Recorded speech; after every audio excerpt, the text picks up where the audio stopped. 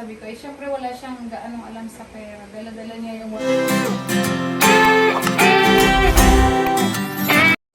Jan Stott Vlog, shout out. Hala, Ma'am Nide nagulat sa ginawa ni Nenita, hindi pa pala maalam pagdating sa pera. Magandang buhay po ulit madlang people, eto na naman ang inyong ka-cute Jan Stott Vlog na magbibigay reaction sa araw na ito.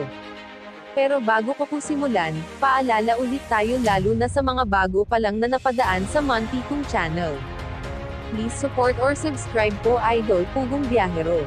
Subscribe, like and share po natin siya at panoorin po natin mga upload niya para po sa maganda niyang adhikain. At pati na rin sa dakila kong channel pa-subscribe din po. Salamat po ng marami.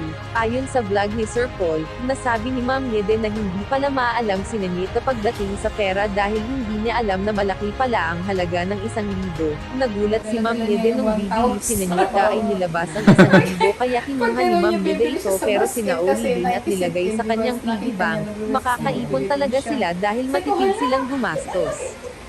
So hanggang dito na lamang po tayo. Maraming salamat po sa panonood. Bye-bye.